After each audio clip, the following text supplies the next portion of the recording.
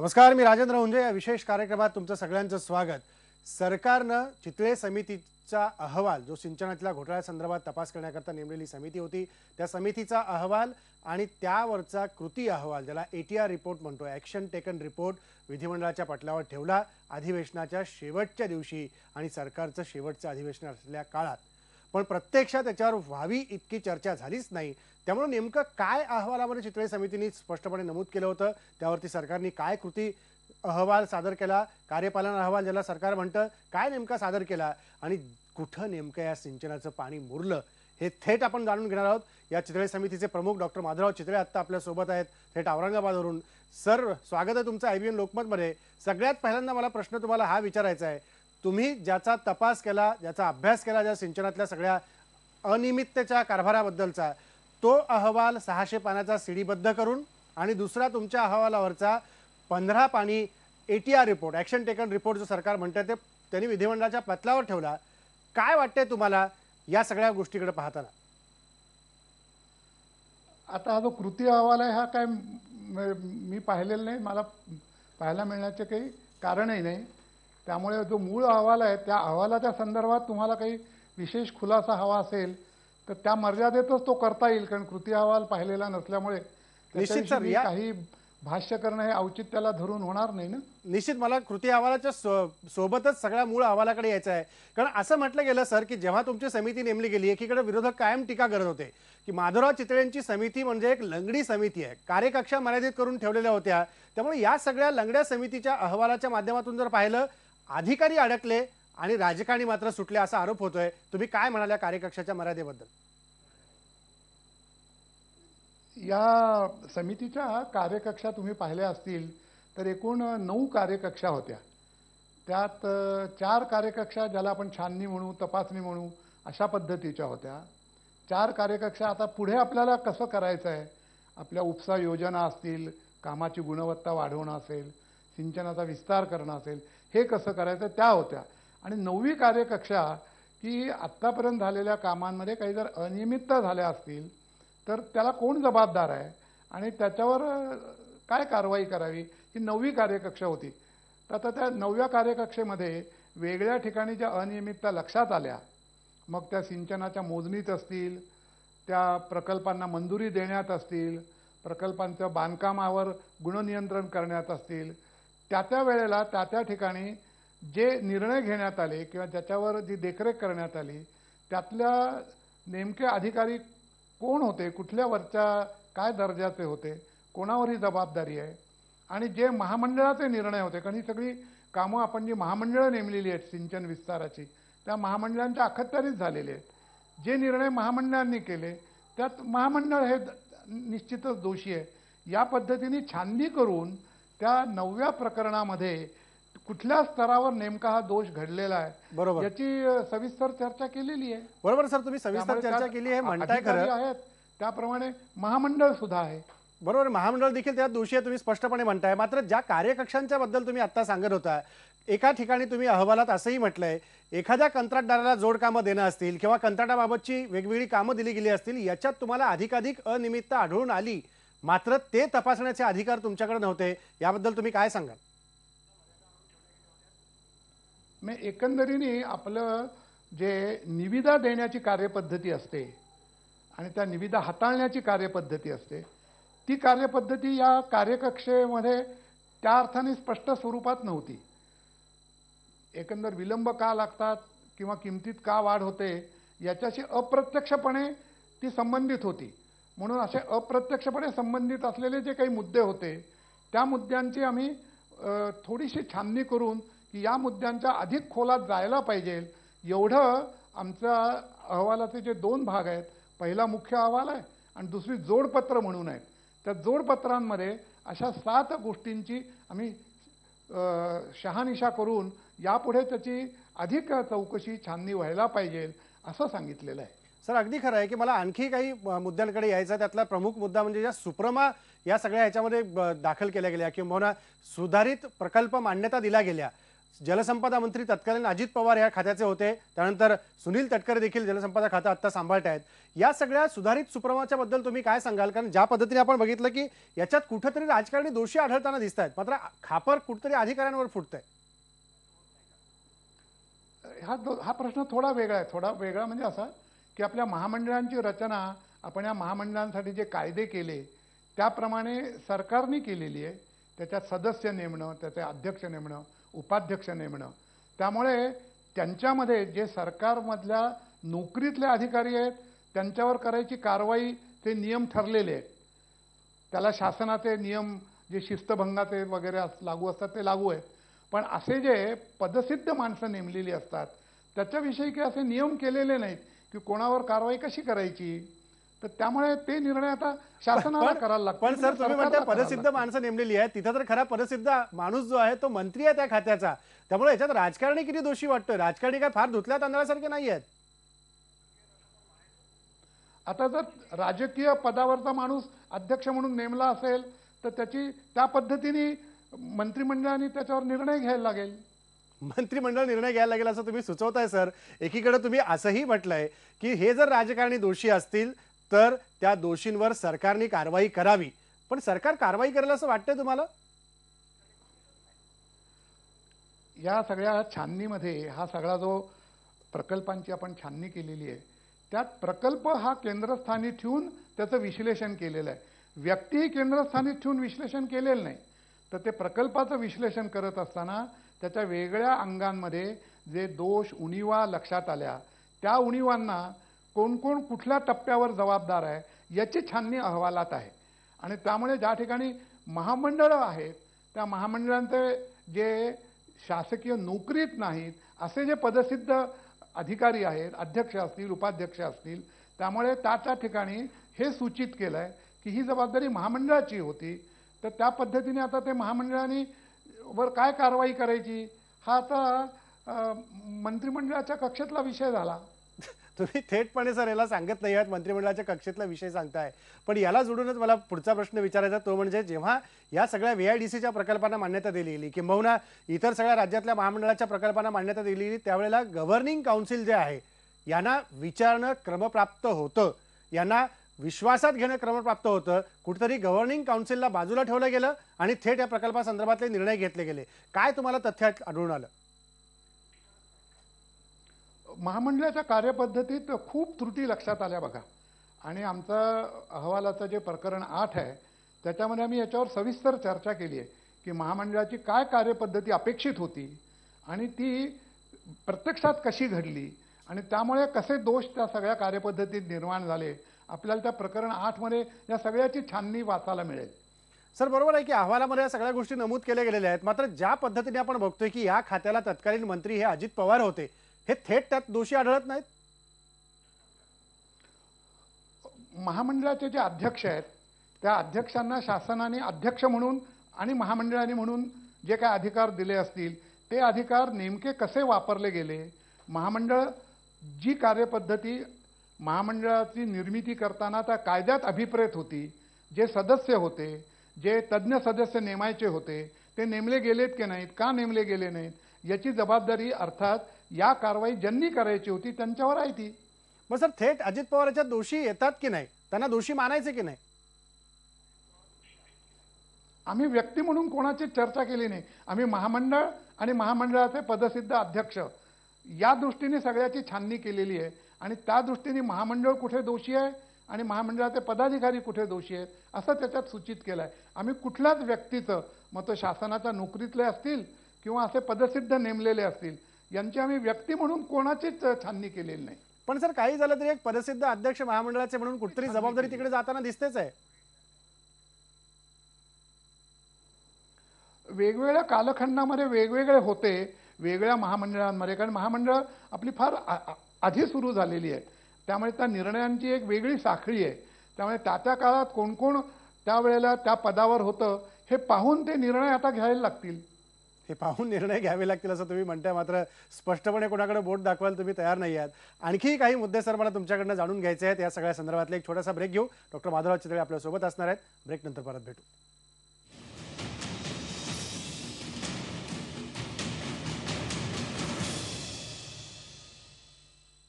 ब्रेकनंतर तुमचं पुन्हा एकदा स्वागत. आपल्यासोबत औरंगाबादवरून डॉक्टर माधवराव चितळे आहेत, चितळे समितीचे प्रमुख. सर, मला पुढचा प्रश्न तुम्हाला असा विचारायचा आहे, जेव्हा या सिंचन घोटाळ्याची चर्चा सुरू झाली, या संदर्भात विरोधकांनी आरोप केला होता की 70,000 कोटी रुपयांचा हा सिंचन घोटाळा आहे.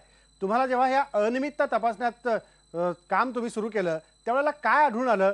किती मोठा हा घोटाळा होता पैशांच्या बाबतीत जर विचार आपण केला तर? आपण घोटाळा हा शब्द थोडा वेगळ्या संबंधात वापरतोय. त्याचा आपण तूर्त व्याख्या सोपी अशी करूया. घोटाळा म्हणजे न समजलेले एकंदर सगळ्या खर्चाचा हिशोब. तर त्यामुळे हा जो न समजलेला हिशोब आहे, तो हिशोब दाखवताना सगळ्यात मोठा घटक हा ज्या एकंदर बाजारभावातल्या किमती वाढल्या, सामानाच्या वाढल्या, मजुरांच्या वाढल्या, वाहतुकीच्या वाढल्या, याचे आपल्याजवळ सुदैवाने जे आपलं सेंट्रल पब्लिक वर्क डिपार्टमेंट आहेत, त्यांनी त्याचे इंडेक्स तयार केलेले आहेत वेगळ्या भागांसाठी आपल्या भारताच्या. त्यामुळे त्या इंडेक्सचा तुम्ही जर अहवाल पाहिला, त्याच्यात आलेखच दिलेला आहे की जरी प्रकल्प तसाच्या तसा राहिला, त्यात आपण काही बदल केला नाही, तरी केवळ भाववाढीमुळे आपल्याला तो प्रकल्प पूर्ण करायला नेमका किती खर्च आला असता. समितीने हा सगळा अभ्यास करून घेतला आणि त्याच्यावरून असं लक्षात आलं की एक फार मोठा घटक, जवळपास 40% पर्यंतचा घटक हा किंमत वाढीचा आहे. त्याच्यानंतर प्रकल्प चालू झाल्यानंतर वेगळ्या कारणांमुळे त्या प्रकल्पाचा आकार बदलण्यात आला. कुठे धरण वाढवण्यात आलं, कुठे त्याचा सांडवा वाढवण्यात आला, कुठे कालव्यांचा विस्तार करण्यात आला, कुठे त्याला उपसा योजना जोडण्यात आल्या. असे जे प्रकल्पांमध्ये बदल करण्यात आले, व्याप्तींमधले बदल अशी मूळ शब्दरचना आहे आपल्या समितीच्या निर्मितीच्या आदेशांमध्ये. त्याच्यामुळे जवळजवळ 11,000 कोटीचा जो जास्त आपल्याला खर्च करायला लागला, हा व्याप्ती बदल त्याला कारणीभूत आहेत. नंतर आपल्याला वेगळे आपल्या ज्या धरणांच्या रचना आहेत त्या बदलायला लागल्या, ज्याला आपण डिझाईन्स म्हणतो. त्या संरचना वेगळ्या कारणांनी बदलायला लागल्या. जिथे पूर कमी धरला होता तिथे वास्तवात प्रत्यक्ष जास्त पुराची तरतूद करायला लागली, सांडवा वाढवायला लागला. त्यामुळे असे जे बदल झाले त्याचे फार मोठा घटक आहे, 6,000 कोटी त्याच्यामुळे आहेत. त्यामुळे ह्या सगळ्या याच्यामध्ये वेगवेगळ्या कुठल्या कुठल्या कारणांमुळे दर बदलले. ज्या ठिकाणी वाळू मिळेल असं वाटलं होतं तिथे वाळू मिळाली नाही, लांबून आणायला लागली, म्हणून दर वाढवून द्यायला लागले. या सगळ्याची छाननी करून जे प्रकरण 2 आहे, त्या प्रकरण 2 मध्ये एकंदर आपली किंमत का वाढली, कुठले कुठले घटक त्याला जबाबदार आहेत, या सगळ्याची त्याच्यात आपण माहिती दिलेली आहे. अगदी एक लहान घटक हा सुद्धा आहे की नंतर शासनाच्या विरुद्ध काही निर्णय लवादांनी दिले, त्याचे सुद्धा नेमका किती परिणाम झाला. लहान आहे तो घटक, पण तिथपर्यंत जाऊन आम्ही या वाढलेल्या किमतीची छाननी त्या प्रकरण 2 मध्ये अहवालात दिलेली आहे. सर, याच्या पुढे मला तुम्हाला प्रश्न विचारायचा तो कॅगच्या संदर्भातला आहे. कॅगने पण या सगळ्या सिंचन घोटाळ्याच्या संदर्भात काही ताशेरे ओढले होते. त्यात त्यांनी असं म्हटलं होतं 601 प्रकल्पांपैकी 363 प्रकल्प जे असे आहेत ज्यांचा अतिरिक्त खर्च वाढवला गेला, तो खर्च 47,500 कोटींपेक्षाही जास्त होता. म्हणजे याला काय म्हणायचं आपण की हा सगळा कॉस्ट एस्केलेशनचा भाग आहे? सरकारने प्रकल्पाच्या किमती वाढू देईपर्यंत वाट पाहिली. तर त्याच्यामध्ये आपली जी प्रकल्पांची संख्या आहे ती लहान प्रकल्पांची संख्या खूप मोठी आहे आणि समितीने मुख्यतः खर्चाच्या दृष्टीने आपले मोठे आणि मध्यम प्रकल्प यांचा वाटा मोठा आहे, संख्या मोठी नसली तरी. म्हणून समितीने छाननीसाठी मध्यम आणि मोठे प्रकल्प हे निवडले. लहान प्रकल्प अगदी अपवादात्मक ज्या ठिकाणी काही विशेष गोष्टी लक्षात आल्या तेवढेच निवडले. त्यामुळे जो वेगवेगळ्या ठिकाणी महालेखापालांचे जे त्याच्यावरचे अभिप्राय आहेत ते वेगळ्या प्रकल्पांना वेगळ्या पद्धतीने लागू आहे. खरं काय व्हायला पाहिजे होतं, जे झालं नाही आणि जे चांगलं झालं नाही, की महालेखापालांचे जे अहवाल आहेत हे महामंडळासमोर चर्चेला ठेवायला जायला पाहिजे होते. ते परस्पर मंत्रालयात जाऊन काय उपयोग, कारण प्रत्यक्ष त्या प्रकल्पनिहाय निधीचं वाटप, प्रत्यक्ष अंमलबजावणी, ठेके देणं, प्रत्यक्ष सिंचन क्षेत्राचा विस्तार करणं, ही जर महामंडळं हे काम करतायत आणि आमच्या असं लक्षात आलं की महामंडळांमध्ये या महालेखापालांच्या अहवालांवर चर्चाच झालेली नाही. त्यामुळे आपलं कुठे चुकतंय, काय चुकतंय हे महामंडळांमध्ये जर चर्चा झाली नाही तर सुधारणा कशी होणार. सर, अगदी खरं आहे. पद्धतीमध्ये अशा अनेक उणीवा लक्षात आल्या. अगदी खरं आहे की याच मुद्द्याला जोडून मला पुढचा प्रश्न तुम्हाला विचारायचा तो म्हणजे सरकारकडे निधी पुरेसा नव्हता, पैसे पुरेसे नव्हते, तरी देखील प्रकल्पांना मान्यता दिली गेली, प्रकल्पांकडे पुढच्या निविदा काढल्या गेल्या. याबद्दल तुम्हाला काय आढळून आलं? ही सरकारची चूक नव्हती? नाही, आपली कार्यवाहीमध्ये दोष खूप आहेत. म्हणजे पुरेसा निधी हाताशी नसताना आपण वेगळ्या ठिकाणच्या उत्तरदायित्व निर्माण करणं किंवा आपल्या प्राथमिकता स्पष्ट न करणं की आपल्याला पहिल्यांदी भूसंपादन करायचं आहे, आपल्याला पहिल्यांदी पुनर्वसन करायचं आहे, त्याला लागणारा निधी पहिल्यांदी द्यायला पाहिजे आणि याच्यासाठी आपली कार्यक्रम पत्रिका ही शास्त्रोक्त पाहिजे. एकंदर बांधकामाला सुरुवात करण्याची जी अवास्तव घाई आहे हे या अनेक अनर्थांचं मूळ कारण लक्षात आलं की ज्या शास्त्रशुद्ध पद्धतीने प्रकल्प करायला पाहिजे, त्याचे डिझाईन्स आपल्या हातात पाहिजे, त्याचे नकाशे आपल्या हातात पाहिजे, त्याची पूर्ण तपासणी छाननी झालेली पाहिजे. त्याच्या आतच जर आपण बांधकामाच्या जबाबदाऱ्या स्वीकारायला लागलो तर ज्या चुका होतात त्या प्रकारच्या चुका बहुसंख्य झालेल्या आहेत. बरोबर आहे की चुका झाल्या ते स्पष्टपणे तुम्ही नमूद करताय सर. मला विचारायचं पुढचा तुम्हाला असं की ज्या पद्धतीने या सगळ्या प्रकल्पांना मूळ प्रशासकीय मान्यता मिळायला हवी होती, जे गव्हर्निंग काउन्सिलचा मुद्दा आपण मागे चर्चेला घेतला, पण या मूळ प्रशासकीय मान्यतेच्या संदर्भातली कुठलीही कारणमीमांसा सरकारने केलेली नाही, थेट प्रकल्प सुरू केले, याबद्दल काय सांगाल? या म्हणजे प्रशासकीय मान्यता ही पहिल्यांदी दिली जाते, नंतर बदल झाले, खर्च वाढले की सुधारित प्रशासकीय मान्यता दिली जाते. त्या अहवालात तुम्ही वाचाल की प्रशासकीय मान्यता आणि ही सुधारित प्रशासकीय मान्यता महामंडळांना द्यायची नाही, दिलेली काढून घ्यायची, असे त्यातही एक अडचण अशी आहे सगळ्या व्यवहारात की दोलायमानता फार लक्षात आली. आपण ही महामंडळं नेमकी कशी चालवणार आहोत याच्याविषयी एक निश्चित असं धोरण किंवा कार्यपद्धती या 10 वर्षात निर्माण झाली नाही. त्याचा सुद्धा या सगळ्या अनिश्चिततेमध्ये किंवा साशंकता निर्माण होण्यामध्ये मोठा वाटा आहे. त्याचा ही साशंकता वाढण्यामध्ये की काही गोष्टी अधिकार दिले, ते काढून घेतले, ते पुन्हा दिले, त्यामुळे ही जी दोलायमानता आहे ही आपल्या विकासाच्या निकोप व्यवस्थेला अनुकूल नाही आहे. आपली धोरणंही स्पष्ट असली पाहिजेत आणि त्यात जर आपण काही बदल केले तर ते विधिमंडळाने मुळात हे कायदे केलेले असल्यामुळे जर आपण महामंडळांचे काही अधिकार काढून घेतले तर ते ताबडतोब विधिमंडळांना सांगायला पाहिजे की आपण ज्या वेळेला हा कायदा केला आणि महामंडळ स्थापन केली त्यात असा आता आम्ही नंतर अमुक कारणासाठी बदल केला आहे. असं लक्षात आलं की असे जे शासनाने मंत्रालयातून बदल केले ते परस्पर केले, ते विधिमंडळामध्ये आपण काय बदल केलेत हे विधिमंडळाच्या लक्षातच आणून दिलं नाही. तर ही जी धरसोड झालेली आहे त्याचाही अशा प्रकारचं संशयाचं वातावरण निर्माण होण्यात एक मोठा वाटा आहे. त्याचा निश्चितपणे संशयाचं वातावरण याच्यामुळे निर्माण झालेलं आहे. सर, मला पुढचा मुद्दा याच्यातला विचारायचा असा आहे तो म्हणजे VIDC, ज्याला आपण विदर्भ सिंचन विकास महामंडळ म्हणतो, या VIDC अंतर्गत जे प्रकल्प 61 प्रकल्प कार्यान्वित केले गेले, किंबहुना 61 प्रकल्पांची तपासणी तुम्ही तुमच्या समितीच्या मार्फत केलेली आहे, यातले 28 प्रकल्प हे चुकीच्या किमतीवर उभारले गेले हे स्पष्टपणे दिसून आलं, ते तुम्ही नमूद केलंय, याबद्दल काय सांगाल? एकंदरच आपले प्रकल्पांचे विस्तार करताना जी तारतम्य बाळगायला पाहिजे की आपल्या पाण्याचा हिशोब बरोबर आहे का नाही, आपण आपल्या जी पीक रचना लाभ क्षेत्रात आपण स्वीकारणार आहोत ती त्या प्रदेशाला अनुकूल अशी आहे का नाही, नेमका त्या पिकांचा आपल्याला आपण त्याचा लाभव्यय गुणांक काढताना जो लाभ गृहीत धरतोय तेवढा आपल्याला निश्चित मिळणार आहे का, यामध्ये जो एक विवेक वापरायला पाहिजे, एक जी शिस्त वापरायला पाहिजे, ती शिस्त अनेक प्रकल्पांमध्ये नीट पाळली गेली नाही आणि भराभर वेगवेगळ्या कारणांमुळे त्या प्रकल्पांना मंजुऱ्या दिल्या गेल्या. ही काही मोठी स्वागतार्ह गोष्ट झालेली नाही. अगदी खरं आहे सर, पण ज्या प्रकल्पांना अशा धनाधन सगळ्या मंजुऱ्या सरकारने दिल्या, याच्याबद्दल मला पुढे विचारायचं तुम्हाला की काही प्रकल्पांचे डिझाईन्सही तयार नव्हते, अशा प्रकल्पांना सरकारने मान्यता दिली. ज्याचा डिझाईन तयार नाही, ज्याचा आराखडा तयार नाही, त्या प्रकल्पांना मान्यता द्यायची कशासाठी केलं सरकारने सगळे? आता ते वेगळ्या प्रकल्पांना त्या ठिकाणचे वेगवेगळे कारण असली पाहिजेत. आम्ही काही तिथल्या स्थानिक सामाजिक किंवा राजकीय कारणांमध्ये गेलेलो नाही. आम्ही फक्त आमच्या अहवालाला ते नकाशे जोडलेले आहेत की प्रकल्पाचे विस्तार कसे केले गेले, की मूळ प्रकल्पाची रचना कशी होती आणि प्रत्यक्ष प्रकल्प जो आपण निर्माण केला किंवा बांधला किंवा बांधतो आहोत तो काय प्रकारचा आहे हे माहिती व्हावं म्हणून त्याचे नकाशे जोडले आहेत.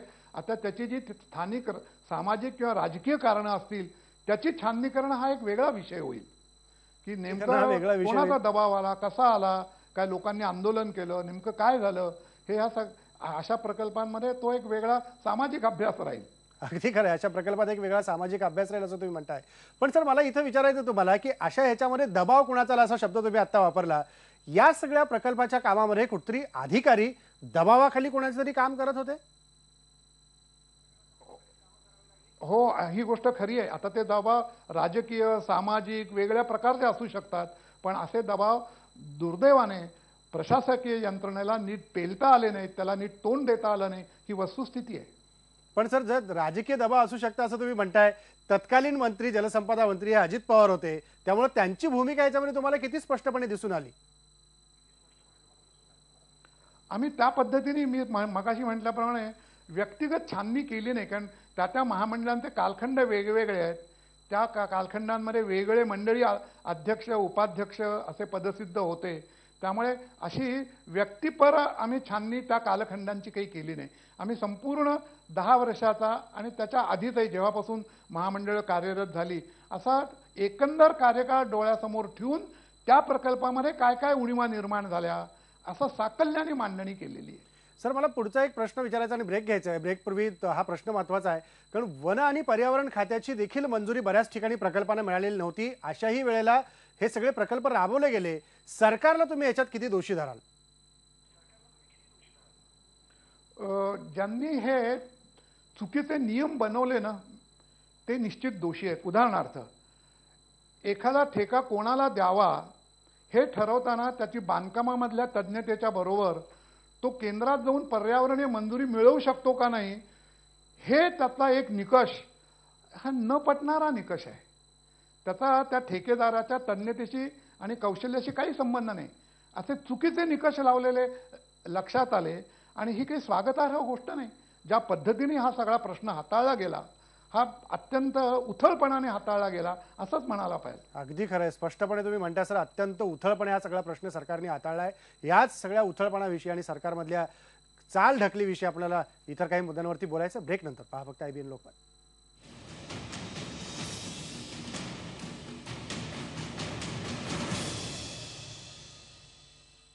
तुमचं पुन्हा एकदा स्वागत. सर, मला या सेगमेंटमध्ये महत्त्वाचा प्रश्न विचारायचा तो म्हणजे गोसी खुर्द प्रकल्पाच्या संदर्भात. गोसी खुर्द हा दुसरा राष्ट्रीय प्रकल्प म्हणून केंद्र सरकारकडे राज्य सरकारने शिफारस केली. आज तागायत तो प्रकल्प पूर्ण झाला नाही. त्यात प्रचंड अपूर्ण अवस्था त्या प्रकल्पाच्या संदर्भातली आणि अनियमितता देखील तुम्हाला आढळून आली. काय सांगाल याबद्दल? वेगवेगळ्या यंत्रणा त्यात काम करतायत, त्याच्या परीने कोणाकोणाचा त्यात कसा कसा दोष आहे, म्हणजे डिझाईन्समध्ये कोणाचा दोष आहे, बांधकामाचा कार्यक्रम ठरवण्यात कोणाचा दोष आहे, निधी उपलब्ध नसताना कामाचे ठेके देण्यात कोणाचा दोष आहे, त्याची चर्चा त्या प्रकरणांमध्ये समितीच्या अहवालात आहे. पण सर, VIDC संदर्भात म्हणजे विदर्भ सिंचन विकास महामंडळाच्या संदर्भात देखील इतर जे प्रकल्प आहेत गोसी खुर्द सोडून, या इतर प्रकल्पांवरती देखील तुम्ही ताशेरे ओढलेले आहेत. त्यात देखील तुम्हाला गंभीर त्रुटी आढळून आलेल्या आहेत. त्याबद्दल काय सांगाल? त्यातला महत्त्वाचा एकच खुलासा आधी करीन की तुम्ही जर अहवाल पाहिलात तर विदर्भातही उणिवा आणि चुका झालेल्याच आहेत, पण केवळ त्यांच्याच झाल्यात असं नाही म्हणता येणार. तुम्ही सगळा अहवाल नीट पहा. सगळ्या महामंडळांमध्ये काही काही ज्या गंभीर चुका झालेल्या आहेत, सगळ्या कृष्णा महामंडळासकट, प्रत्यक्ष सिंचनाच्या व्यवस्थापनासकट, त्या सगळ्यांची चर्चा तुम्हाला अहवालात पाहायला मिळेल. नाही सर, बरोबर तुम्ही म्हणताय ते बरोबर आहे की सगळ्या महामंडळामध्ये अशी अनियमितता आणि असे सगळे त्रुटी तुम्हाला दिसून आलेल्या आहेत. मात्र हे सगळं करत असताना मला एक सर गंभीर प्रश्न इथे पडलेला आहे, तो म्हणजे अधिकाऱ्यांनाच दोषी धरलं गेलंय, राजकारणी मात्र नाही दोषी याच्यामध्ये सापडत आहेत. काय कारण घडलं असं? अधिकाऱ्यांना वेगवेगळे अधिकार, जी खात्याची नियमसंहिता आहे, जिच्याप्रमाणे खात्याने काम करणं अपेक्षित आहे, त्या नियमसंहितेमध्ये कोणाकोणाला विशिष्ट अधिकार दिलेले आहेत आणि त्यात मुख्य अभियंता म्हणून जो आहे त्याला संपूर्ण तांत्रिक मंजुरीचे अधिकार आहेत. आता तांत्रिक मंजुरीचे संपूर्ण अधिकार ज्याला आहेत की ज्याच्यावर ती तांत्रिक मंजुरी बदलण्याचा अधिकार नंतर कोणाला नाही आहे, त्यांनी जर ती तांत्रिक मंजुरी त्यातल्या तांत्रिक तपशिलांचं गांभीर्य न समजून दिली असेल तर त्याला दोषी धरायला पाहिजे.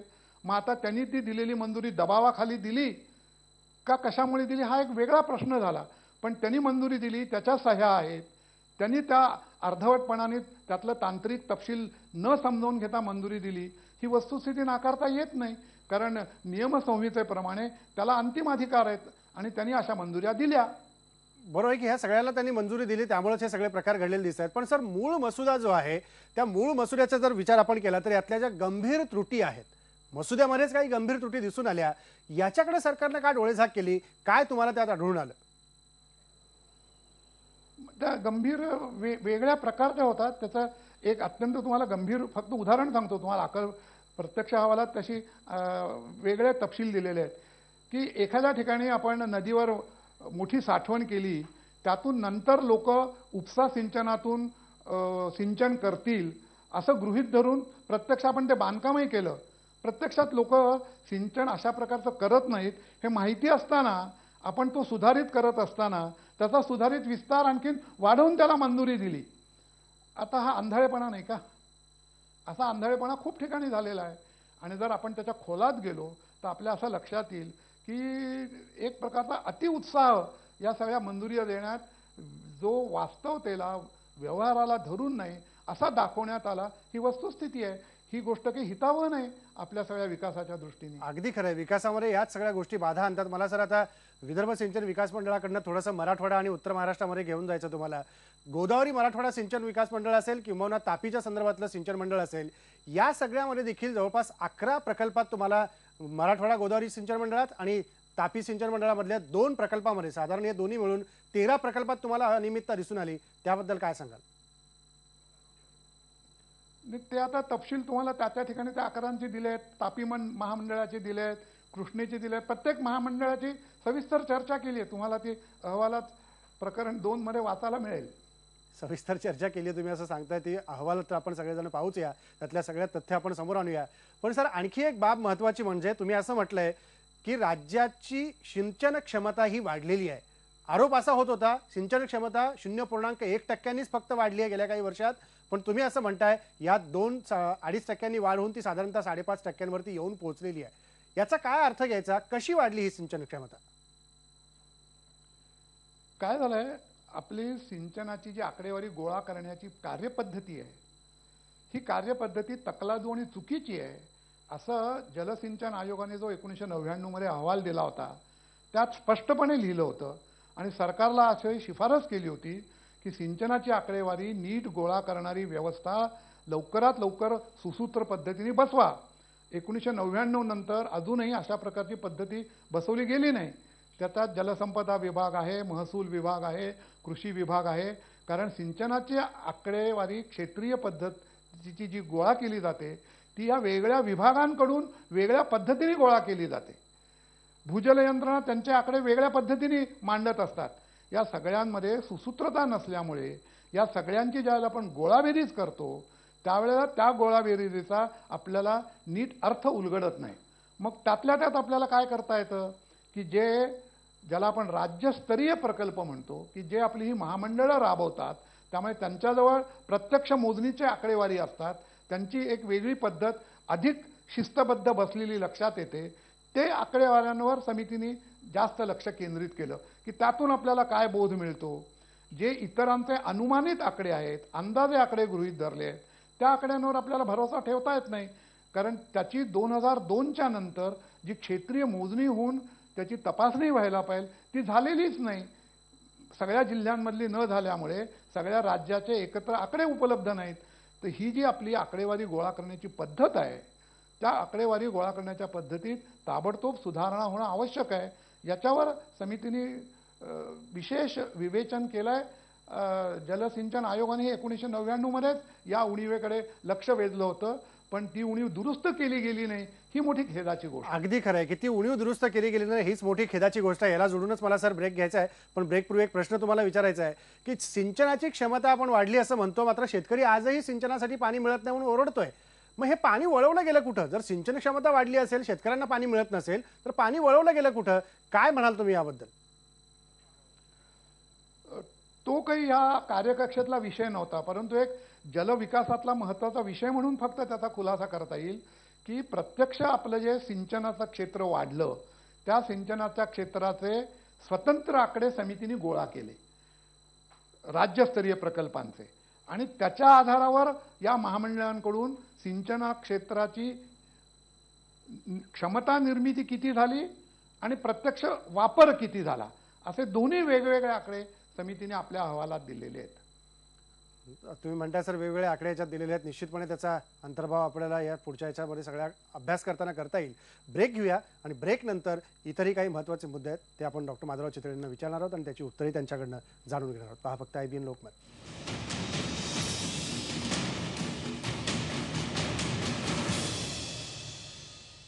नंतर तुमचं सगळ्यांचं स्वागत आहे. डॉक्टर माधवराव चितळे, चितळे समितीचे प्रमुख जलतज्ञ आपल्यासोबत आहेत औरंगाबादवरून. सर, मला पुढचा प्रश्न विचारायचा आहे तो म्हणजे 2005 साली जल अधिनियम सुधारणा कायदा आपण संमत केला, पण प्रत्यक्षात त्या कायद्यानुसार कुठल्याही गोष्टीची अंमलबजावणी होताना आता दिसत नाही आहे. कुठेतरी राज्याची जलनीती चुकतीये, म्हणूनच ह्या सगळ्या अनियमितता समोर येताना दिसत आहेत, अशा प्रकारचा घोळ होताना समोर दिसतोय आपल्याला. 2005 मध्ये आपण जी खरोखर उत्तम जलनीती तयार केली त्याचं कार्यपालन करण्यामध्ये आपण खूप कमी पडलो. त्याचं एक आपण महत्त्वाचं उदाहरण असं घेऊ. 2005 मध्ये आपण ज्या जलनीतीच्या बरोबर दुसरा असा एक चांगला कायदा केला की याच्यापुढे सिंचनाचं जे व्यवस्थापन आहे हे शेतकऱ्यांच्या ज्या सहकारी पाणी वापर संस्था आहेत त्यांच्याच माध्यमातून केलं जाईल. प्रत्यक्षात त्याची आकडेवारी आता आपण समितीने गोळा करून या अहवालात दिलेली आहे. प्रत्यक्षामध्ये आपण 20% सुद्धा क्षेत्र अशा रीतीच्या सहकारी व्यवस्थापनाखाली आणू शकलेलो नाही. आता जवळजवळ 10 वर्ष झाली. त्यामुळे ह्या ज्या कार्यपालनातल्या उणीवा आहेत त्या दुरुस्त करण्यावर जेवढं लक्ष केंद्रित करायला पाहिजे ते केलं नाही. उलट असं काम करण्यासाठी लाभक्षेत्र विकास प्राधिकरण म्हणून आपण जी व्यवस्था निर्माण केली होती त्यांची या 10 वर्षामध्ये अक्षम्य उपेक्षा करण्यात आली. त्या व्यवस्थेकडे लक्षच दिलं गेलं नाही. केवळ नवीन बांधकामं, केवळ नवीन प्रकल्प आणि अनुशेषाच्या नावाखाली केवळ खर्च. त्यामुळे अनुशेषाची खर्चाशी जी सांगड घातली गेली त्याच्यामुळे सगळी आपली एकंदर विकासाची दिशेचा, तुम्ही जो आता प्रश्न योग्य विचारला की प्रत्यक्ष सिंचन उपलब्ध होणं हे जे उद्दिष्ट आहे हे गौण ठरलं आणि खर्च करत जाणं, खर्च वाढवत जाणं नकळत हे उद्दिष्ट त्याला अनुरूप जे पावलं टाकायला पाहिजेत त्या प्रकारची कार्यवाही होत गेली आणि म्हणून हे अंतर पडत गेलं. अगदी खरं आहे. त्यामुळेच हे अंतर पडत गेलं आणि त्यामुळेच आता लोकांना पाणी पाणी म्हणायची वेळ येते काही काही वेळेला. सर, एक महत्त्वाचा प्रश्न की सगळी सविस्तर चर्चा आपण अहवालासंदर्भात, तुम्हाला मिळालेल्या तथ्यांसंदर्भात, तुम्ही जे तपासण्या केल्या त्या तपासण्यातल्या तथ्यांशाबद्दल देखील आपण करतो आहोत खरी, पण ज्या पद्धतीने तुम्ही दिलेल्या अहवालावर विधिमंडळातल्या दोन्ही सभागृहात सविस्तर चर्चा व्हायला हवी होती ती काय होताना दिसली नाही. घाईघाईमध्ये सरकारने अहवाल विधिमंडळाच्या पटलावर ठेवला आणि त्याच घाईमध्ये सभागृहात गोंधळ पाहायला मिळाला. काय म्हणाल तुम्ही याबद्दल?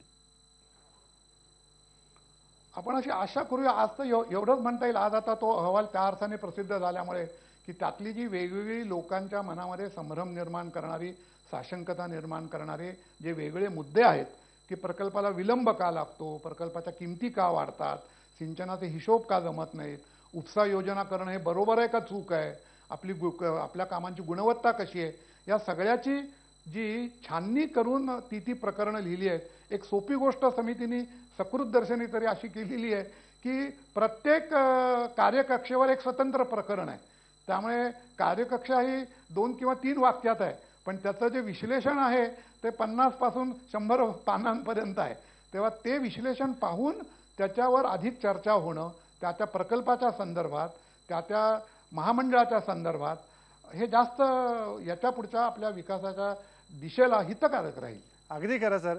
शेवटचा प्रश्न, अहवाल तर विधिमंडळाच्या पटलावर आला, चर्चा मात्र झाली नाही, होणं अपेक्षित होतं असं तुम्ही म्हणताय, पण हे झालेल्या सगळ्या कामावरती आणि सरकारने दिलेल्या प्रतिसादावर तुम्ही खरंच समाधानी आहात की नाराजी अजूनही मनात आहे?